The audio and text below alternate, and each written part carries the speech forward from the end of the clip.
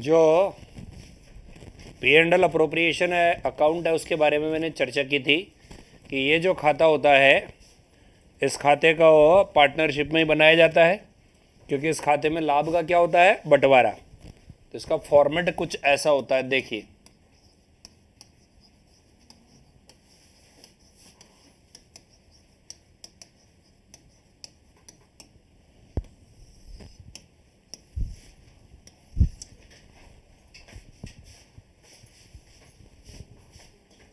ये मैंने लिखा बच्चों नेट प्रॉफिट। क्या लिखा? अब मुझे बताओ, इंटरेस्ट ऑन ड्राइंग आएगा ना, इंटरेस्ट ऑन ड्राइंग। क्या वर्ड बोला? वो फर्म के लिए खर्चा है या इनकम है? वो फर्म के लिए इनकम है। तो बताओ इनकम किधर आएगी? बाय आई ओ डी, ठीक है। और फर्म के लिए खर्चे में कौन कौन से आइटम आएंगे? To interest on capital. बोलो क्या आएगा? Interest on capital. और क्या आएगा? To salary bonus commission to partner. किसको दिया जाए सैलरी बोनस कमीशन? इसके अलावा बच्चों यदि रिजर्व में ट्रांसफ़र करना हो, किस में ट्रांसफ़र करना हो, तो वो भी यहीं पर ही आएगा। और लास्ट चीज़ कौन सी आएगी? To partners capital account. बताओ किसका बंटवारा? प्रॉफिट का बंटवारा। किसका बंटवारा? प्रॉफिट का बंटवारा। ये लो जी बच्चों, कॉपी करो ये P and L appropriation account.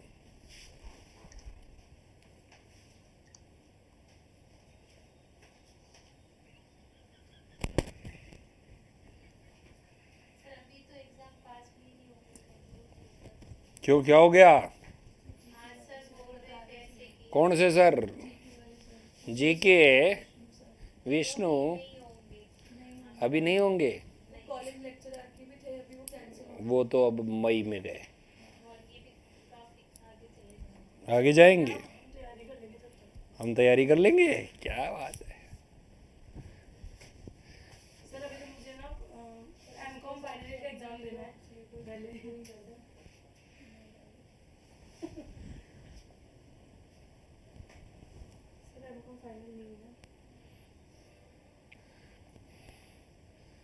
अब तो देखो बीजेपी की तो सरकार आ गई, तो अब नया देश, नया रायता, नए नियम। अभी तो मुख्यमंत्री कौन बनता है? वसु बनती है। वसु तो नहीं बने।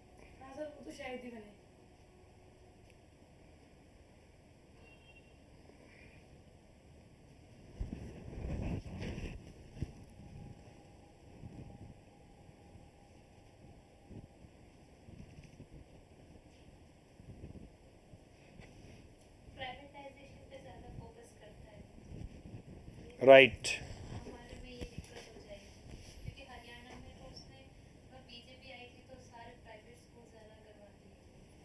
नहीं नहीं, उसका जो बीजेपी है उसका कॉन्सेप्ट और फंडामेंटल्स ही है कि रोजगार देने वाले हाथों को ज़्यादा बढ़ाया जाए, न कि लेने वालों को। एंटरप्रेन्योरशिप की तरफ डेवलपमेंट किया जाए।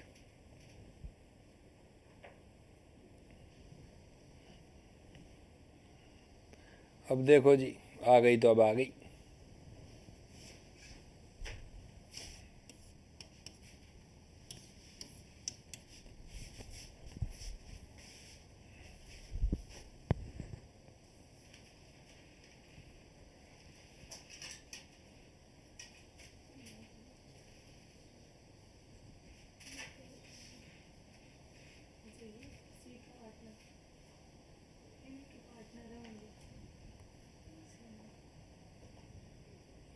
ठीक है, क्या नाम है बच्चों इस अकाउंट का? कौन बनाता है इसे? Partnership firm. कौन बनाती है? क्यों बनाती है? प्रॉफिट का डिस्ट्रीब्यूशन करने के लिए।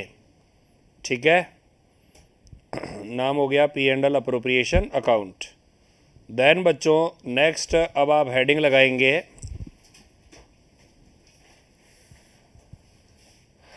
पूंजी पर ब्याज।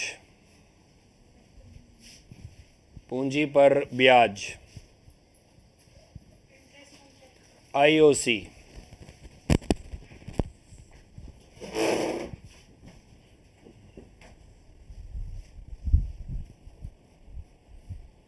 वापस से बोलो, क्या बोला मैंने? हिंदी में क्या? क्या मतलब होता है? पहले तो आप ये बताओ, इंटरेस्ट ऑन कैपिटल जो है, क्या वर्ड बोला मैंने? वो कब दिया जाता है?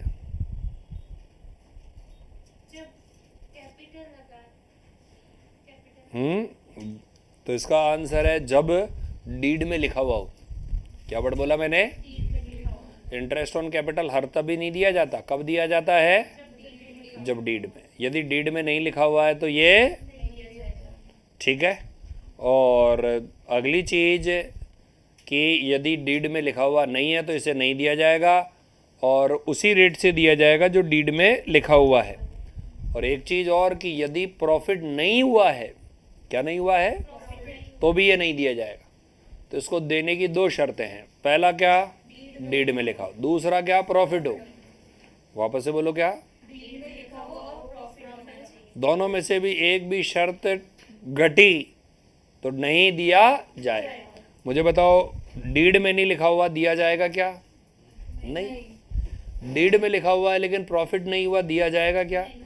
सर डीड में लिखा हुआ है और प्रॉफिट हुआ है तो फिर क्यों नहीं दिया जाएगा? क्योंकि बच्चों ये लाभों का बंटवारा है। किसका बंटवारा है?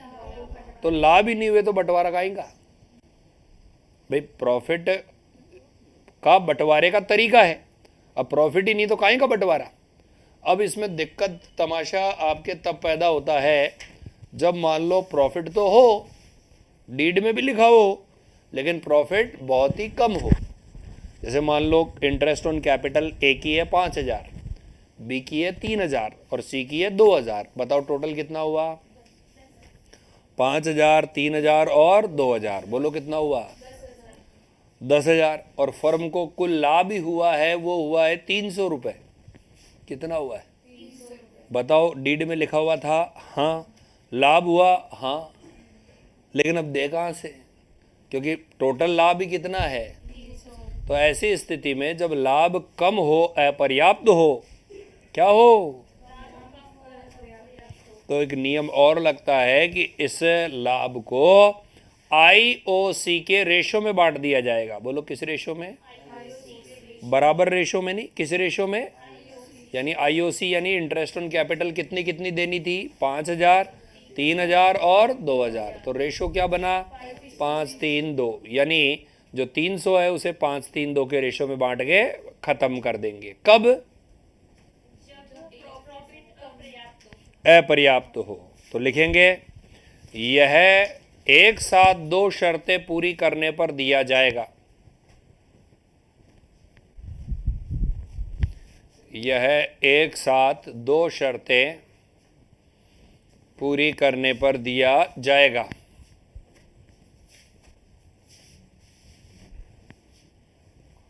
और बताओ वो दो शर्तें, पहली शर्त कौन सी है? जब पार्टनरशिप डीड में लिखा हुआ हो,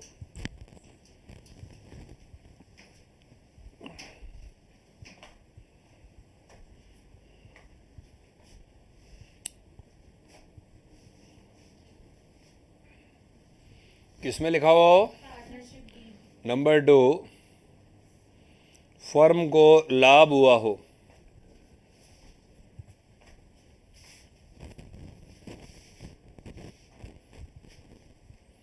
फर्म को क्या हुआ हो? वापस से बोलो, फर्म को क्या हुआ हो? लाभ हुआ। ठीक है। कितनी शर्तें होने पर ये दिया जाएगा? ओके है। उसके बाद लिखो नेक्स्ट। इसे लाभ का नियोजन हो। इसे लाभ का नियोजन कहा जाता है। It is appropriation of profit.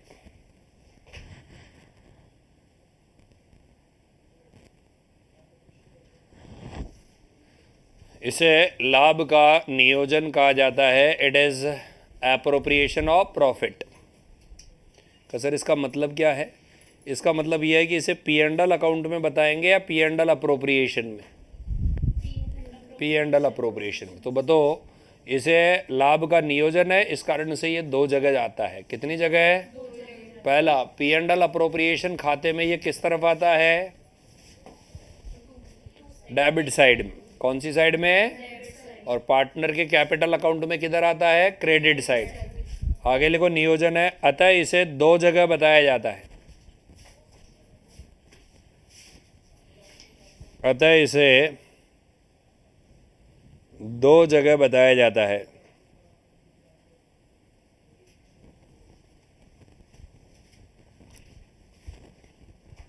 Number 1, P and L appropriation खाते के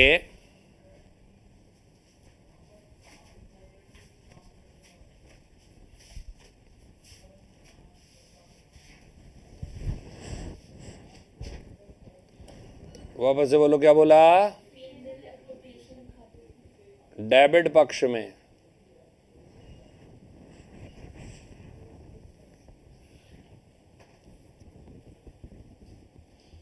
वापस से बोलो, कौन से पक्ष में? कौन से खाते के? और कैपिटल अकाउंट के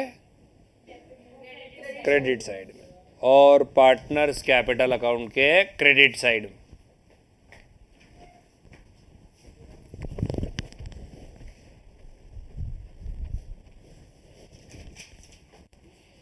समझ गए? तो इस लाइन का मतलब यह है कि यदि फर्म को हानि हो, किसको? तो क्या ये दिया जाएगा? क्या डेड में लिखा हुआ है तो दिया जाएगा क्या? नहीं। कब दिया जाएगा? क्योंकि ये लाभों का नियोजन है। नियोजन का मतलब क्या? बंटवारा है। और बंटवारा कब होता है? जब लाभ होता है। तो ये लाभ होता है तभी दिया जाता है, अन्यथा ये नहीं दिया जाता। आगे लिखो, यदि फर्म को अपर्याप्त लाभ हो,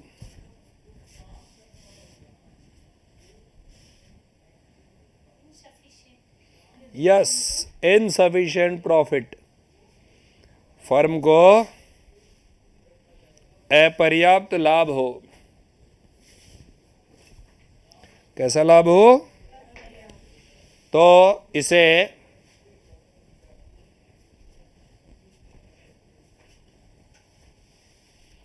इंटरेस्ट ऑन कैपिटल के रेशो में बांट दिया जाता है।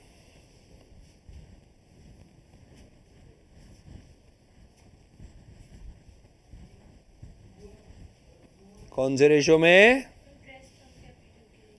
बांट दिया जाता है? कहाँ के पन्ने लिया है? सर ये वो पापा अच्छा अच्छा, ठीक ठीक। नहीं नहीं, कोई बात नहीं।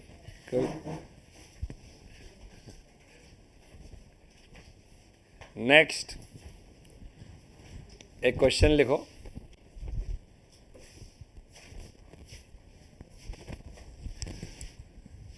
ए बी सी पूंजी 5 लाख, 3 लाख, 2 लाख। बोलो कितनी कितनी लिखी?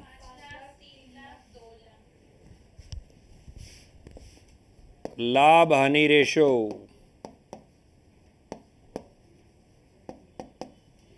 1:1:1। लाभ हानि रेशो कितना लिखा? 1:1:1।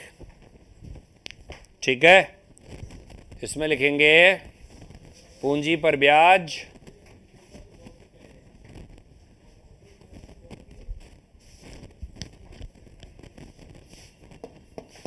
10% पर एनम।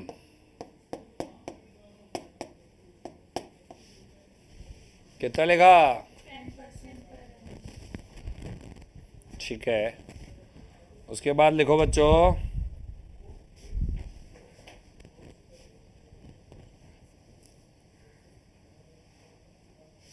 यदि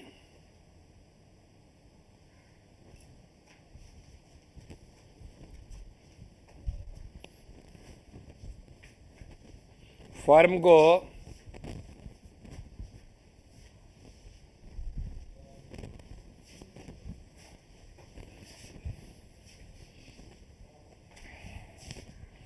₹40,000 का लाभ हुआ हो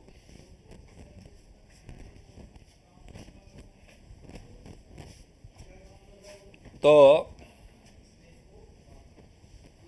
पूंजी पर ब्याज बताओ।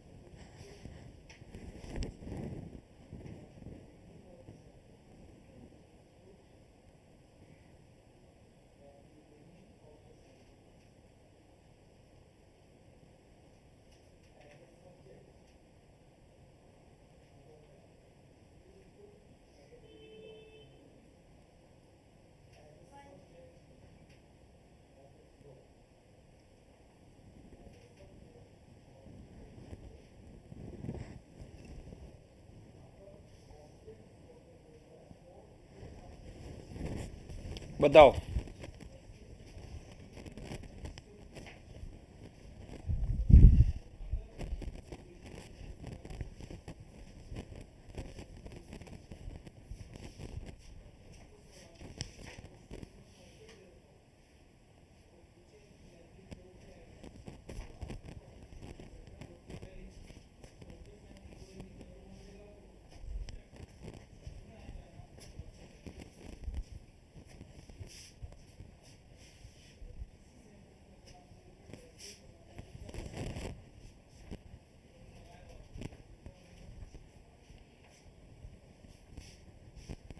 नहीं आया? बच्चों ये देखो, पहले तो आप ये बताओ इनकी पूंजी पर ब्याज कितना कितना बैठ रहा है।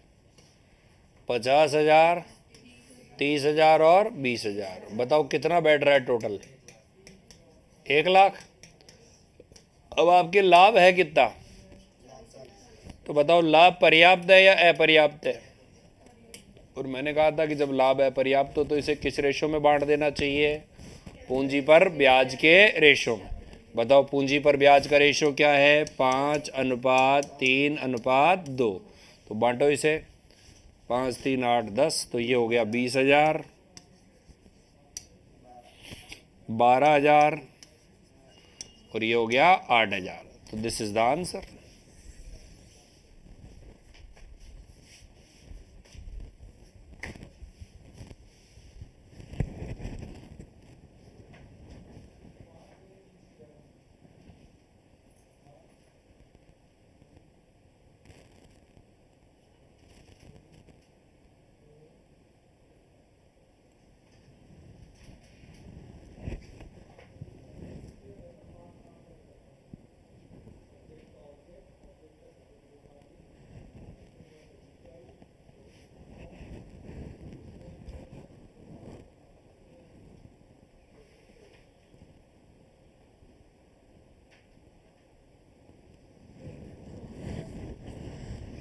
हो गया।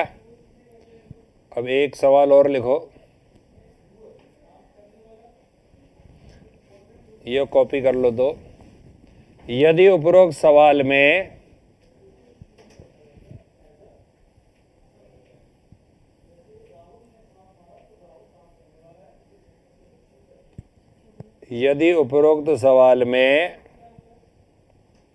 लाभ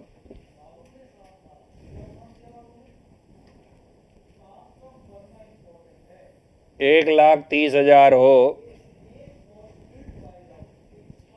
लाभ 1,30,000 हो, तो लाभ का बंटवारा बताओ।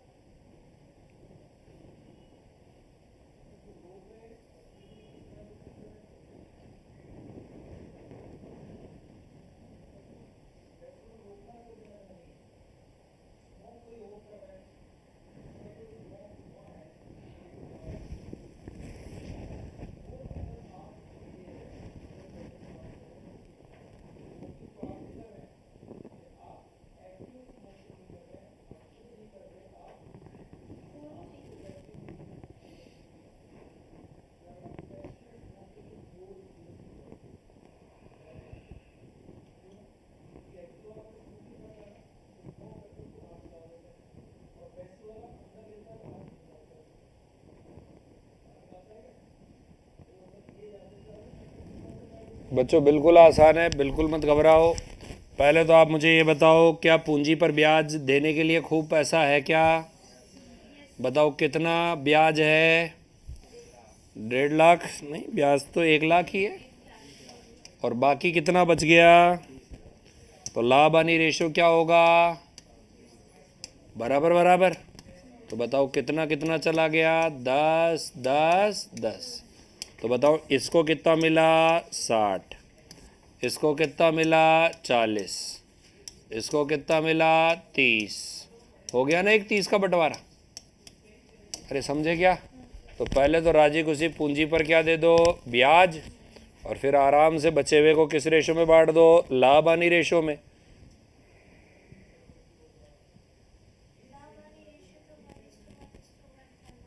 यस। तो 10 10 10 दे दिया ना? 10 10 10।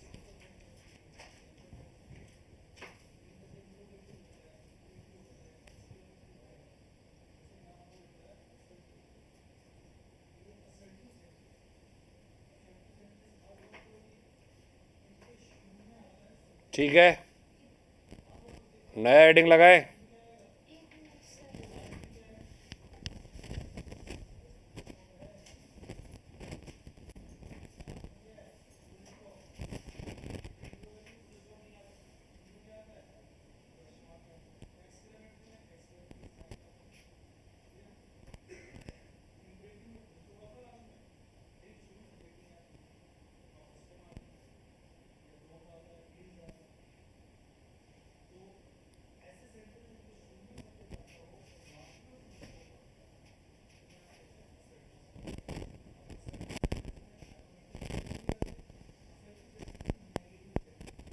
लिखो बच्चों इंटरेस्ट ऑन ड्राइंग। लिखो इंटरेस्ट ऑन ड्राइंग। आहरण पर ब्याज।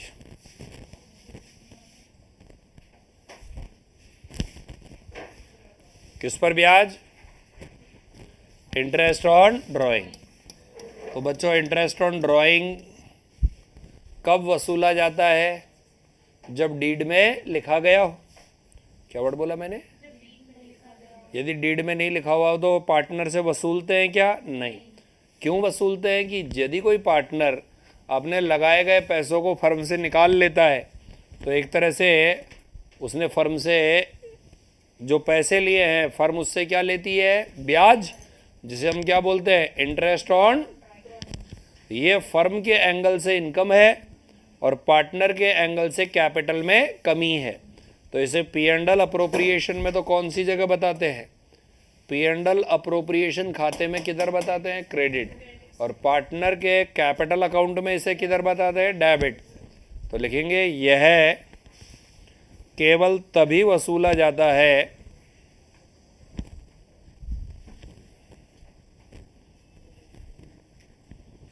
यह केवल तभी वसूला जाता है जब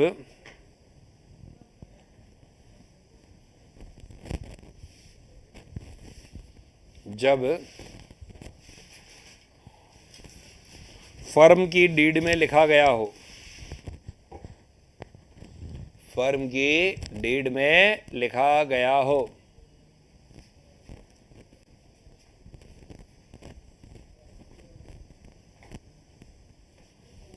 इसे P and L appropriation account के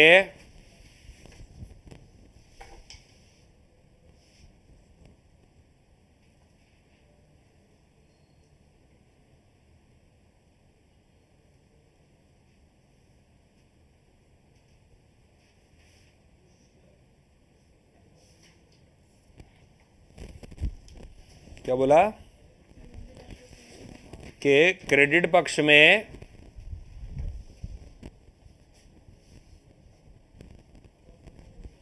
और कैपिटल अकाउंट के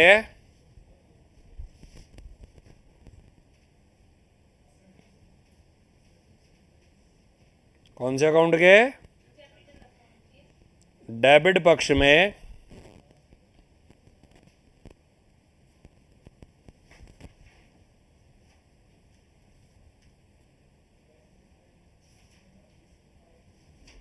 बताया जाता है।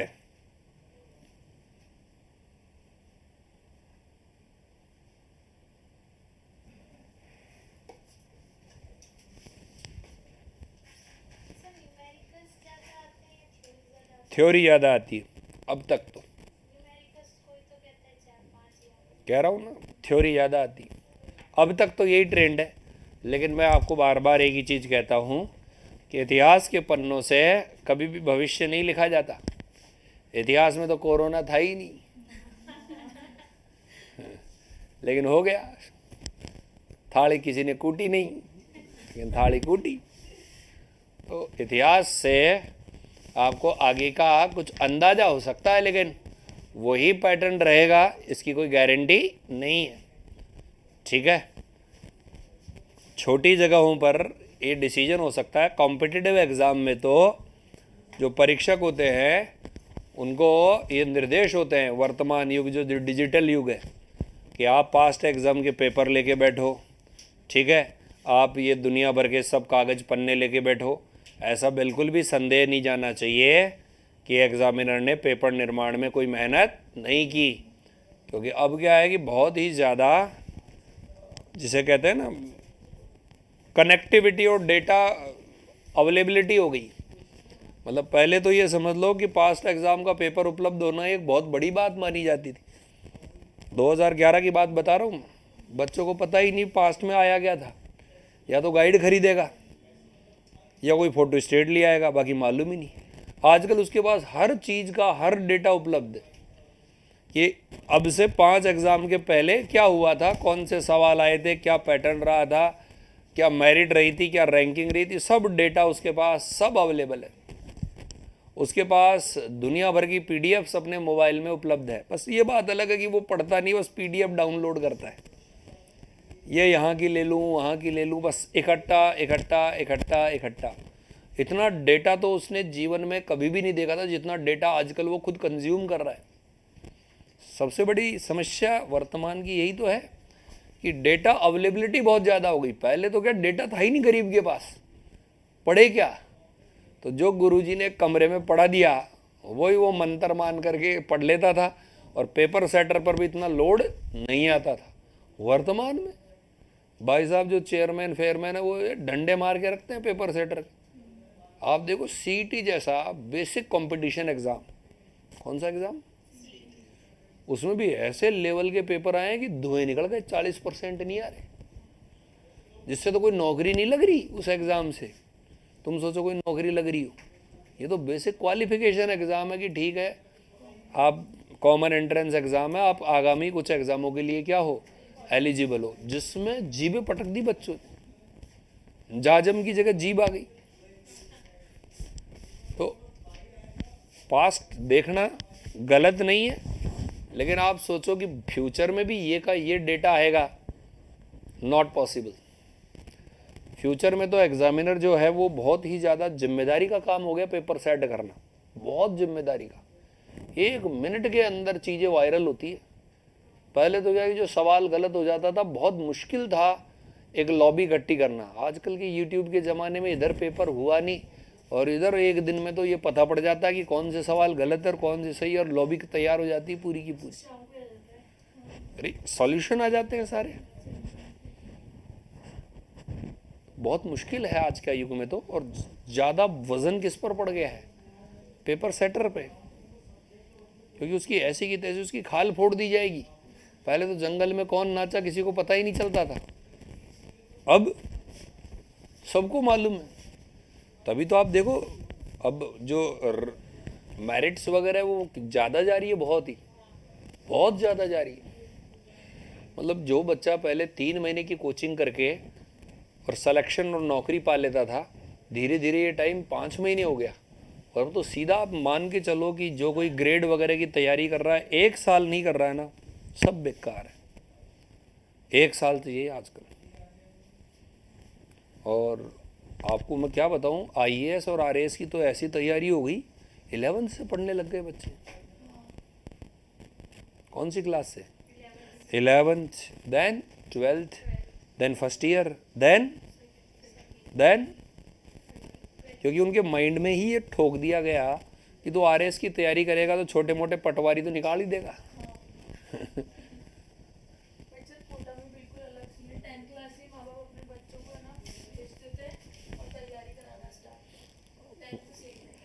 वो सिर्फ पीएमटी में था, अब ये कंपटीशन में आ गया, ये कल्चर आ गया। पहले तो ग्रेजुएशन तक तो बच्चा फुल मौज मारता था, है बिल्कुल बच हो जाता था एकदम, और फिर जब ग्रेजुएट होता था तब जाके कहीं बाजार में निकलता था दाढ़ी बना के। लेकिन अब तो घर वाले उसको 11th में पटक रहे कि ठीक है कुछ नहीं तो आरएएस की तैयारी कर ले, साइड में तो तू टाइम पास ही कर रहा है, कुछ तो घुसेगा का दिमाग में। तो अब आप सोचो जो ये छोटे मोटे जो पटवारी फटवारी और जो लोअर एग्जाम थे उनका लेवल अब टफ हो गया बहुत ज़्यादा। मतलब पहले तो ऐसा था कि बस वो क्लासरूम में पढ़ा के चला जाता था 3 महीने में टीचर, और सिलेक्शन निकल जाते थे। अब निकाल के बताओ तुम सिलेक्शन, अब तो सीईटी में नहीं हो रहा सिलेक्शन, दूर की तो क्या बात करें।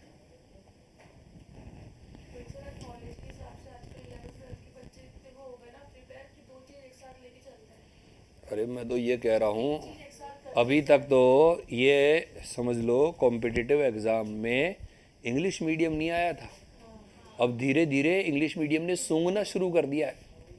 इधर भी है क्या कुछ के? ये 3 साल और रुक जाओ आप, 3 से 5, यदि ये सारे बैच नहीं इंग्लिश मीडियम हो जाए तो नाम बदल देना, ये हिंदी का ये एक शब्द नहीं दिखेगा आपको बोर्ड के ऊपर। 5 साल और रुक जाओ आप, ये तुम लोगों की लास्ट जनरेशन है जो हिंदी चल रही है। गांव के अंदर इंग्लिश मीडियम चल रहा है। हाँ सर, गवर्नमेंट स्कूल भी इंग्लिश मीडियम हो गए बस ये लास्ट जनरेशन है। बाकी इंग्लिश मीडियम जैसे ही घुसा कॉम्पिटिटिव एग्जाम में, फिर देखना हिंदी मीडियम के टिकेंगे नहीं, चिल्ला के मारेंगे। इंग्लिश मीडियम के बच्चे, मैं ये नहीं कह रहा हूँ कि इंटेलिजेंट होते हैं, लेकिन क्या होता है कि उनका एक्सपोजर हिंदी मीडियम से बहुत ज़्यादा अच्छा होता है। एक्सपोजर, कॉन्फिडेंस लेवल, प्लस क्या है कि पढ़ाई का स्टैंडर्ड्स, टीचर सब, तुम लोगों ने तो यदि हिंदी मीडियम से पढ़ाई की तो कितना सीरियस होकर टीचर पढ़ाता होगा आप लोग। तो ये तो धीरे धीरे डिमांड चेंज हो जाएगी, आप चिंता ही मत करो, आप ये कुछ सालों की बात है। और तुम बहुत उस भाग्यशाली सालों में चल रहे हो जिसमें वास्तव में गवर्नमेंट जॉब्स हैं। ये मान के चलो ये 4 साल, क्योंकि जिले बढ़ गए तो नौकरियां आ गई, स्कूलें खुलेगी वगैरह वगैरह वगैरह। बाकी 4 साल बाद नहीं, कोई नहीं करेगा। सरकार क्यों डालेगी फालतू में। चलो बच्चों, ये आपने हेडिंग लगा ली। क्या हेडिंग थी बताओ? Interest on drawing. अगली लाइन में लिखो इंटरेस्ट ऑन ड्राइंग के संबंध में कुछ नियम हैं। इंटरेस्ट ऑन ड्राइंग के संबंध में कुछ नियम हैं।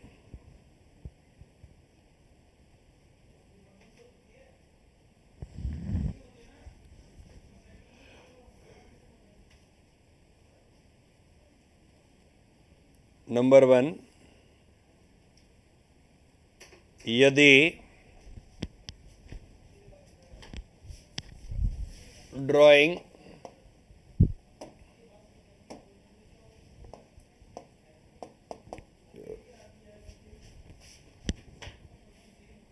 हर साल कॉमा 12 बार कॉमा समान राशि से हो रहा हो। इंग्लिश में बात करें तो each year 12 times equal amount. Each year 12 times and equal amount. Number A, हर महीने के शुरू में।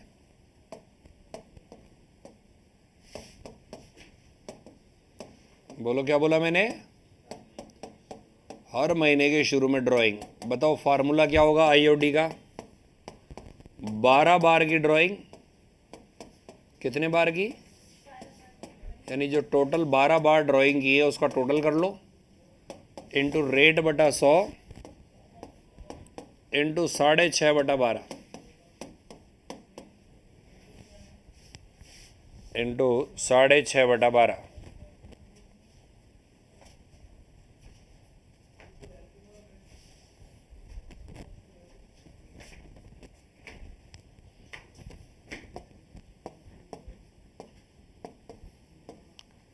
हर महीने के बीच में ड्राइंग,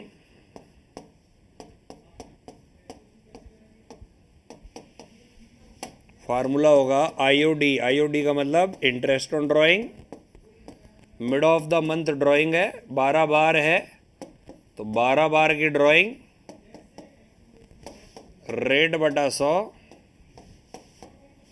इंटू 6 बटा 12।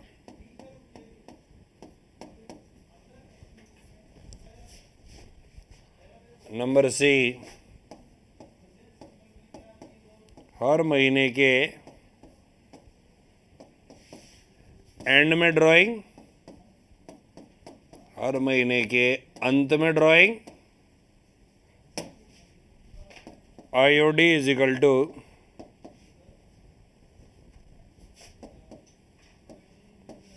12 बार की ड्राइंग,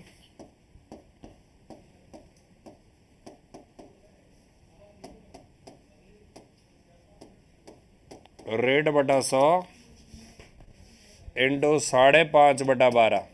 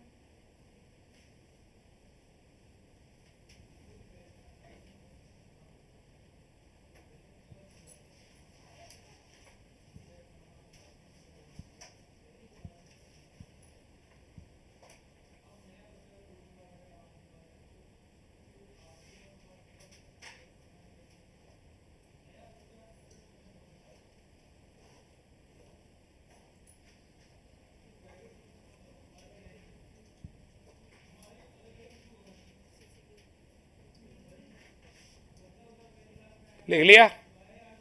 अब बात आती है कि आप कभी भी इंटरेस्ट निकालते हो तो फार्मूला होता है अमाउंट इनटू रेट, और यदि पूरे साल का है तो काम हो गया।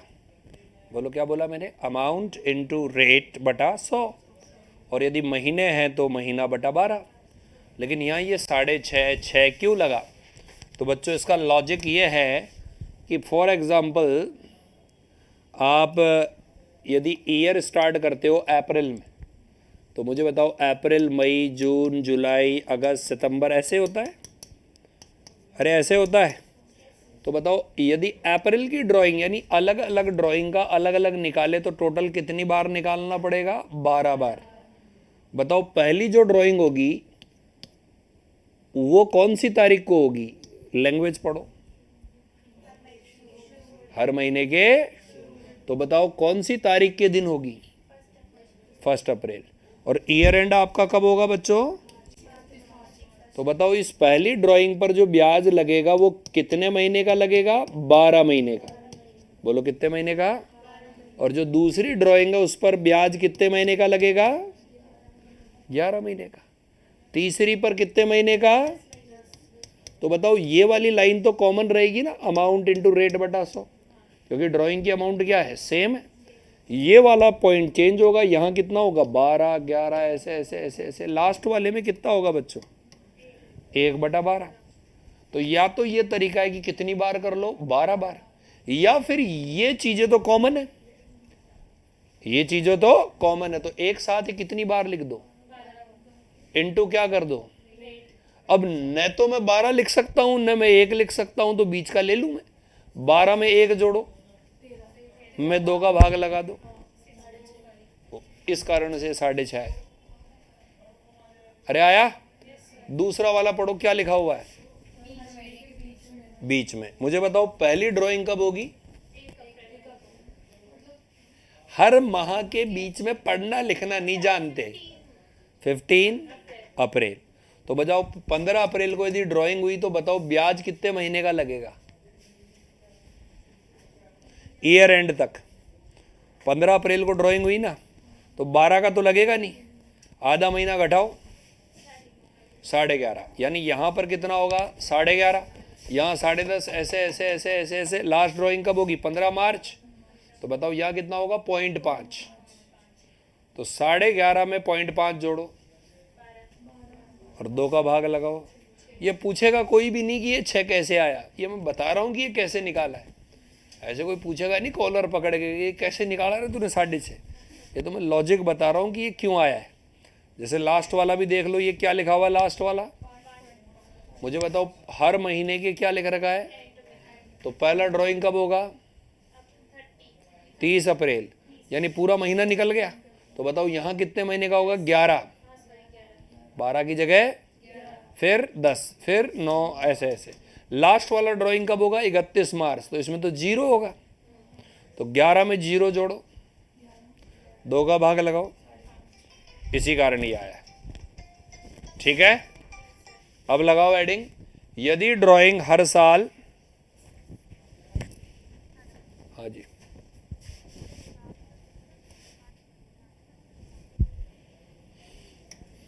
हर साल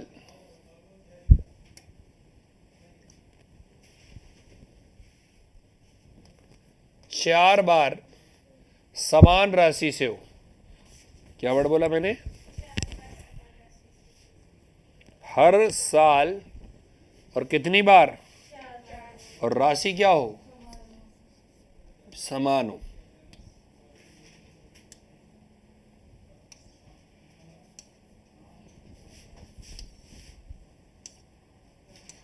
बोर्ड पे देखो, हर क्वार्टर के शुरू में, क्या वर्ड बोला मैंने? हर क्वार्टर के बीच में और हर क्वार्टर के। तो बच्चों अब की बार आईओडी में कितनी बार की ड्राइंग लोगे? 12 बार या 4 बार? कितने बार की ड्राइंग? कितनी बार की ड्राइंग? और यहाँ फार्मूला लेंगे 7.5/12, यहाँ लेंगे 6/12, यहाँ लेंगे 4.5/12। तो बताओ फार्मूला क्या क्या लगाया? यदि ड्राइंग हर साल 4 बार और समान राशि से हो और हर क्वार्टर के शुरू में हो तो 7.5, बीच में हो तो 6 और अंत में हो तो, और यहाँ 12 महीने की जगह लॉजिक भी बता देते, एक बार कॉपी करो। ये क्या हुआ?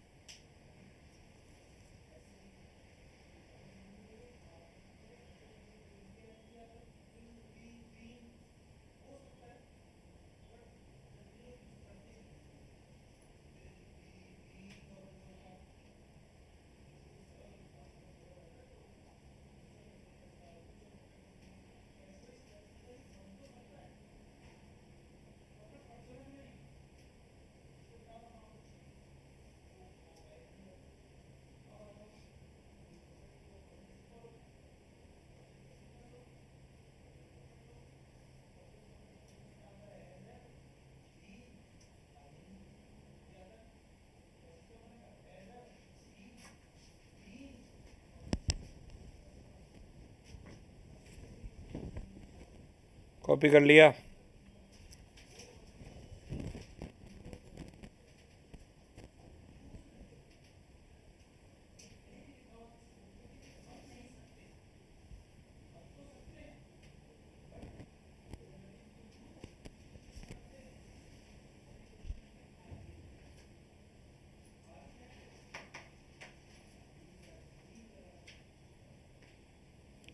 बच्चों बोर्ड पे देखो, यहाँ पर लेन देन के बारे में क्या कह रहा है ये? हर क्वार्टर के, साल में कितने क्वार्टर होते हैं? अरे वाह, कौन कौन से? साल में क्वार्टर तो 4 होते हैं ना, फिर 3 क्या होते हैं? हर क्वार्टर में महीने, ठीक है ना? क्वार्टर कितने होते हैं? 4। पहले क्वार्टर का बोलो नाम। अप्रैल, मई, जून। दूसरे का? तीसरे का?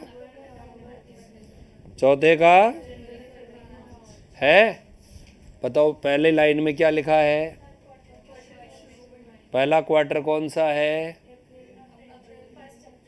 1 अप्रैल से। ड्राइंग तो बताओ इस पर कितने महीने का लगेगा? 12 महीने का, क्योंकि यहाँ से यहाँ तक लगाना है। लास्ट क्वार्टर कौन सा है? जनवरी, फरवरी। तो बताओ लास्ट क्वार्टर में ड्राइंग कब होगी यदि क्वार्टर के शुरू में हो तो? 1 जनवरी। तो बताओ कितने महीने का ब्याज लगेगा? 3। कितने महीने का? 12 में 3 जोड़ो, 2 का भाग लगाओ। पूछेगा कोई नहीं, तुम सोचो कोई पूछे 7.5 कैसे आया? मैं लॉजिक बता रहा हूँ 7.5 का लॉजिक क्या है। तो बताओ हर क्वार्टर के शुरू में ड्राइंग में 7.5, हर क्वार्टर के बीच में 6 और हर क्वार्टर के अंत में, ये भी मैं बता देता हूँ। बताओ पहले क्वार्टर का अंत कहाँ है? तारीख बोलो, जून तो दिख रहा है, तारीख बोलो। 30 जून। 30 जून है। महीने बताओ। महीने, हेलो हेलो, हाँ जी।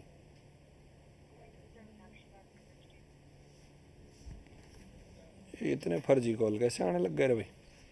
अब तो चुनाव भी हो गए, अब इनको क्या चाहिए?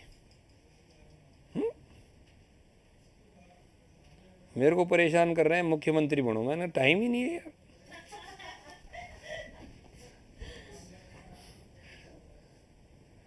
मेरा कोर्स कराऊंगी मुख्यमंत्री बनो।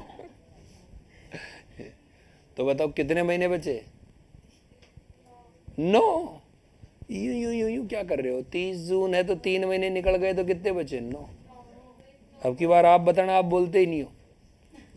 लास्ट क्वार्टर कौन सा है? ये नहीं, नाम बोलो। कौन सा है? शाबाश। और अंतिम तारीख बोलो। शाबाश। कितने महीने बचे?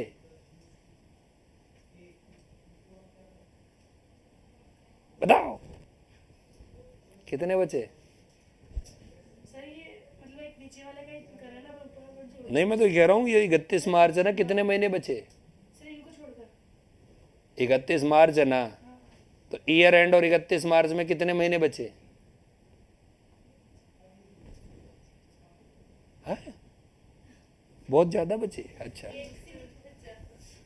आप बताओ। 31 मार्च को तो ये रन हो रहा है। हाँ तो बोलो ना कुछ नहीं बचा। 1 अप्रैल को शुरू हो रहा है। अरे तो बोलो ना कुछ नहीं बचा, घबरा क्यों रहे हो? तो पहले में कितने होंगे? 9। लास्ट वाले में 0। 9 में 0 जोड़ो। नहीं, ऐसे ऐसे नहीं, 9। 9 में 0 जोड़ा तो कितना आएगा? 9। 2 का भाग लगाओ। 4.5। ये देखो 4.5। ये पूछेगा कोई नहीं, मैं केवल प्रूव करके बता रहा हूं। घबरा जाते हो बिल्कुल। अरे क्या होगा? कॉपी कर लिया। अब लिखो नेक्स्ट। यदि प्रश्न में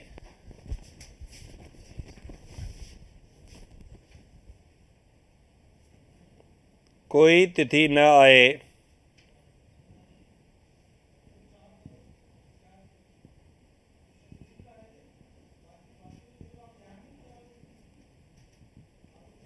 यदि प्रश्न में क्या बोला मैंने? तो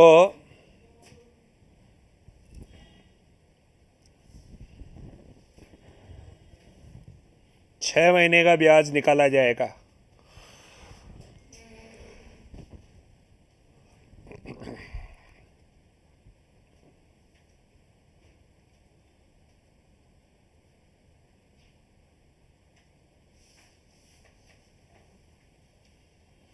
कितने महीने का? क्या लिख लिया? नेक्स्ट। यदि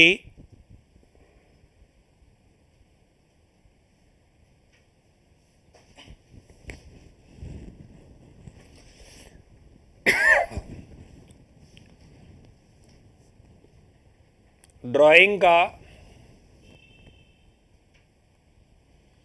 निश्चित क्रम नहीं हो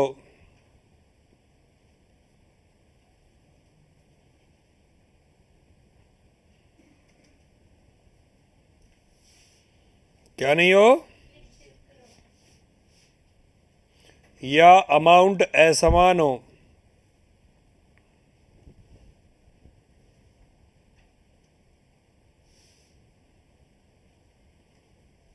या अमाउंट क्या हो? असमान हो। असमान मतलब कभी 4,000, कभी 3,000, कभी 2,000। तो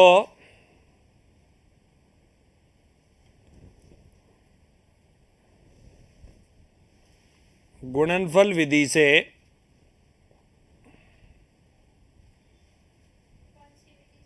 प्रोडक्ट मेथड से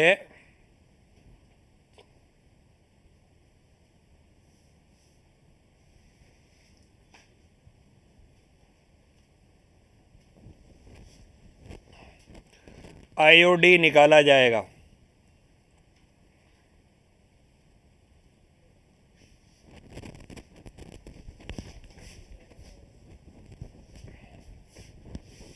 फॉर्मूला लिखो।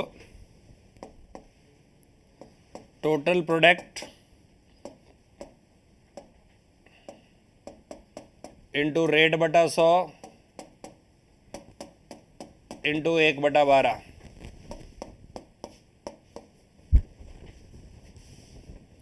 IOD is equal to total product into rate बटा 100 इंटू 1/12।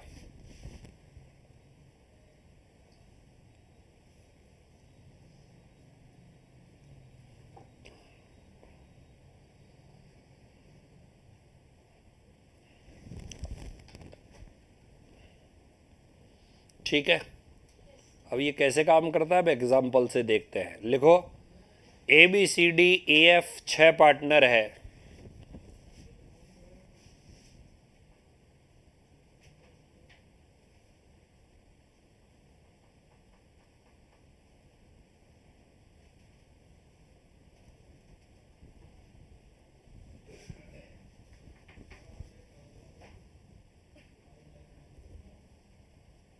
कितने पार्टनर है? अगली लाइन में लिखो ए ने हर महीने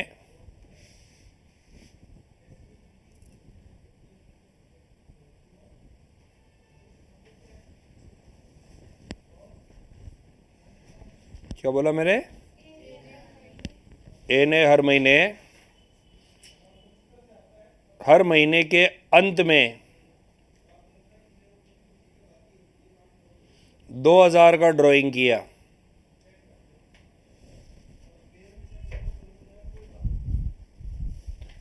फिर लिखो बी ने हर क्वार्टर के शुरू में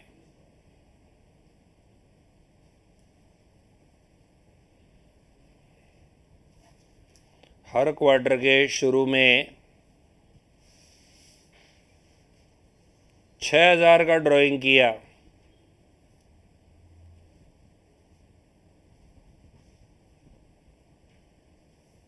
फिर लिखो सी ने कुल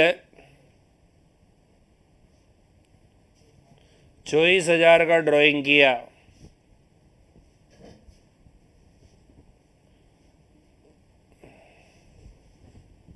कितने का ड्राइंग किया? फिर लिखो डी ने हर महीने के शुरू में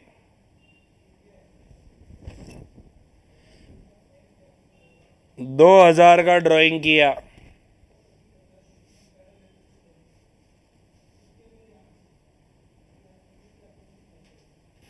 फिर लिखो ई ने हर क्वार्टर के अंत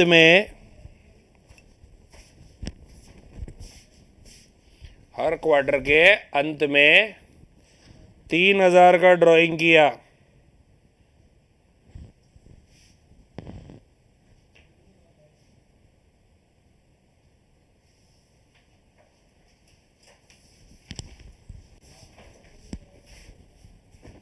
लिख लिया? अगली लाइन में लिखो एफ के ड्राइंग निम्न है।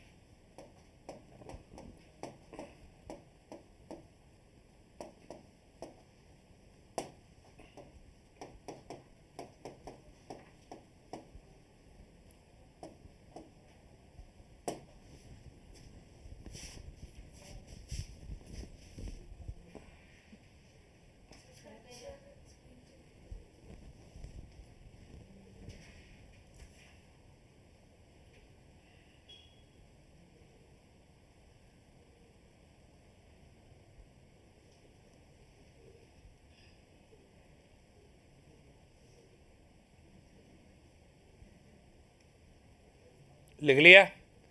अगली लाइन में लिखो interest on drawing rate 12% per annum.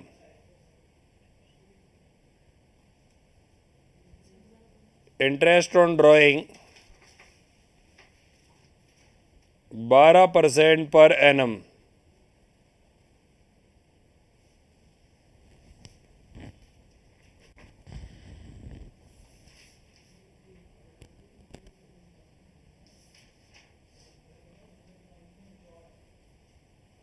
कितने परसेंट?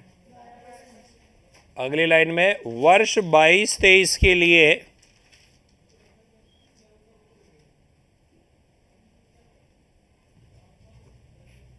किसके लिए?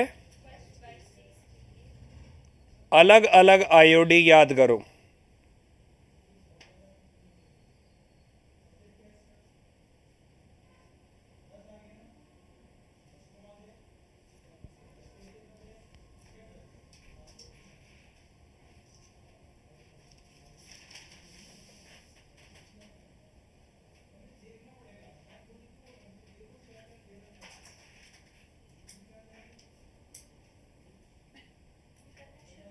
यस बिल्कुल, आप निकालो लास्ट वाले को छोड़कर।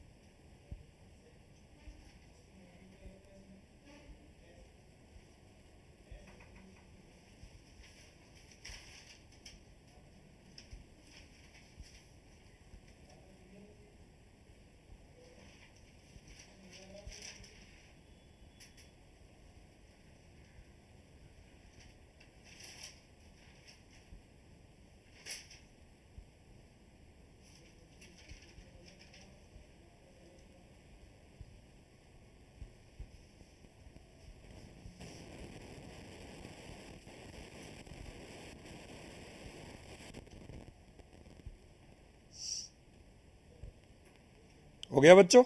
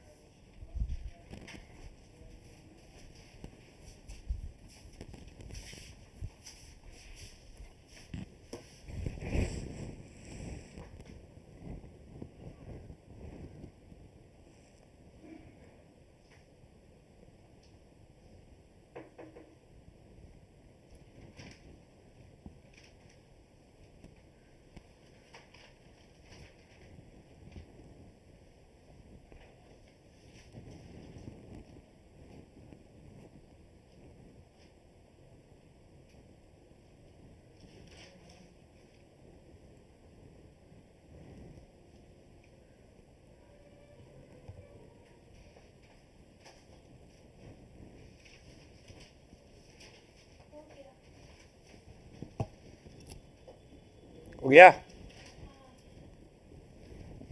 चलो बताओ।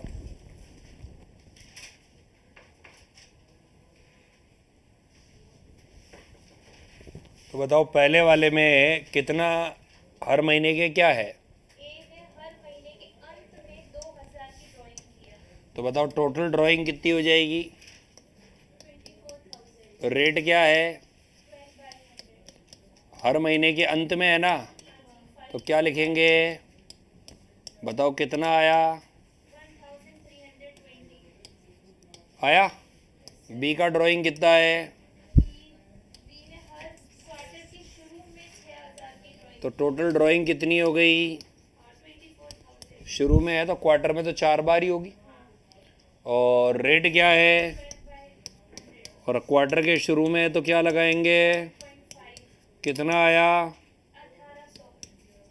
फिर सी का? सी का ये सी ने कुल 24,000 की ड्राइंग तो जानकारी के अभाव में कितने महीने का 6 महीने का निकालो? 1440। हाँ, 1440। 1440। डी का? डी ने हर मंथ के शुरू में 2000 की ड्राइंग किया। तो कितना हो जाएगा? 6.5। बताओ कितना? 1560। देन ई ने क्वार्टर के अंत में 3000। तो 36,000 इंटू 4.5, 3,000 है ना? तो 3,000 इंटू 4, 3,000 इंटू 12,000, सॉरी 540। 540। और अब बच गया लास्ट। तो लास्ट वाले में क्या होगा बच्चों? लास्ट वाले में आपको प्रोडक्ट मेथड निकालना पड़ेगा। कौन सा मेथड? और प्रोडक्ट मेथड में आप ये देखो, सबसे पहले बकाया महीने देखते हो आप। तो मुझे बताओ ये ड्राइंग की डेट क्या है? 1 अप्रैल। ईयर एंड कब हो रहा है? अगला साल मार्च 23। तो बताओ बकाया महीने यहाँ कितने हैं? 12। ये कब हो रहा है? 31/7। तो कौन कौन से महीने निकल गए? अप्रैल, मई, जून और पूरा जुलाई, यानी 4 महीने निकल गए। यानी ये कितने महीने का होगा? 8। ये कौन सी तारीख का है? 1/12, यानी 12 तो पूरा लेंगे। और जनवरी, फरवरी और कितने हो गए? 4। ये कौन सी तारीख का है? 31 जनवरी। तो जनवरी तो गया, अब कौन सा लेंगे? फरवरी और मार्च। कितना हुआ? 2। अब हम इन दोनों को आपस में गुणा करके क्या निकालेंगे? प्रोडक्ट। बोलो प्रोडक्ट कितना हुआ? 36,000, 40,000, 40,000 और 12,000। और अब इनका टोटल करो। टोटल करो तो कितना आएगा? 1,28,000। कितना आएगा? 1,28,000। आएगा ना? अब ये रहा फार्मूला। बताओ फार्मूला क्या है? Total of product. बताओ टोटल ऑफ प्रोडक्ट कितना? 1,28,000। रेट कितनी है? और इंटू 1/12। 12 से 12 कट, 12 से 12 कट। आंसर क्या आ गया? 1280। ऐसा सवाल एग्जाम में कोई एक आपसे पूछ सकता है।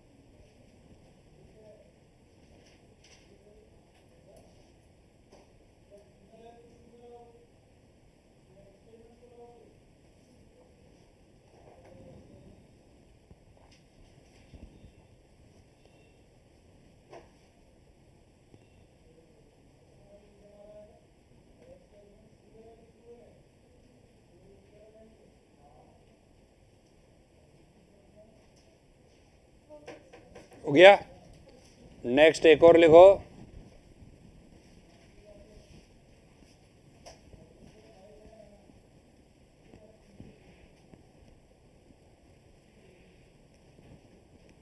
इंटरेस्ट ऑन कैपिटल के बाद में एक और लिखो, साझेदारों को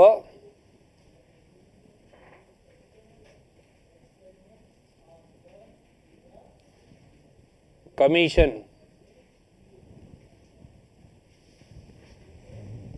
क्या लिखा बताओ?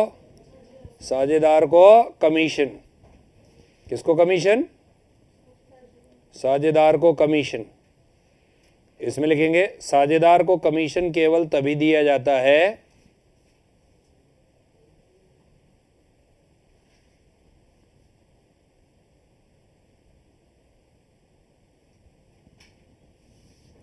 जब डीड में लिखा गया हो। जब डीड में लिखा गया हो।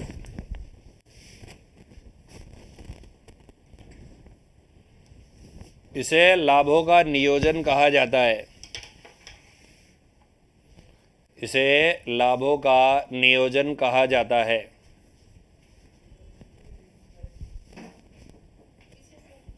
एप्रोप्रिएशन, सर इसे लाभों का नियोजन कहा जाता है।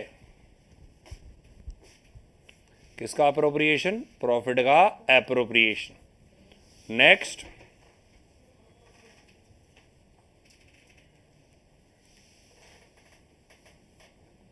इसे P and L appropriation account के डेबिट पक्ष में,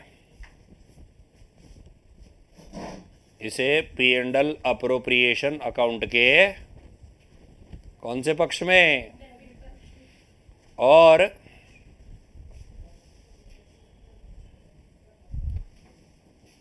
पार्टनर्स कैपिटल अकाउंट के क्रेडिट पक्ष में बताया जाता है।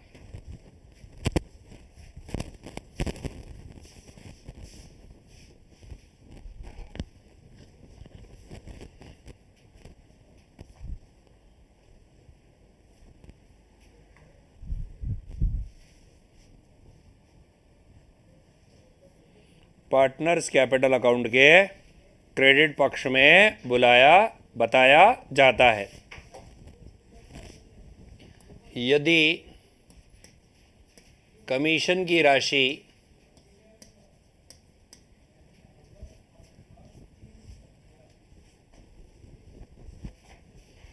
कमीशन घटाने से पूर्व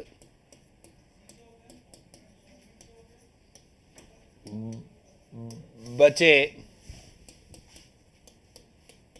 लाभों के आधार पर है, if commission is given before charging commission, if commission is given before charging commission, commission की राशि कमीशन घटाने से पहले के लाभों पर है, तो बताओ कमीशन का फार्मूला क्या हो जाएगा? Commission is given before charging commission,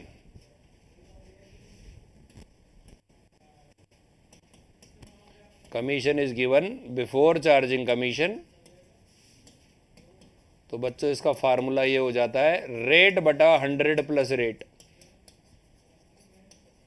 rate बटा 100 प्लस रेट।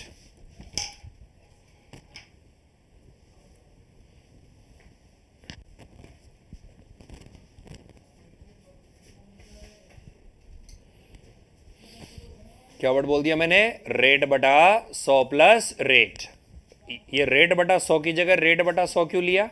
क्योंकि आपको कमीशन घटाने के पहले के लाभ पर कमीशन निकालना है। तो ये थोड़ी सी गणना में गड़बड़ हो जाएगी, तो आप इसमें यदि कमीशन की गणना कमीशन घटाने के पूर्व नहीं बाद लिखना, पूर्व नहीं, इसमें बाद करो आप।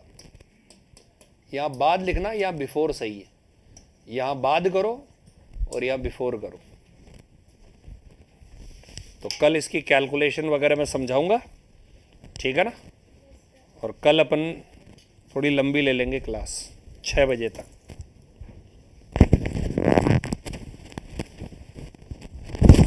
या 7 बजे तक।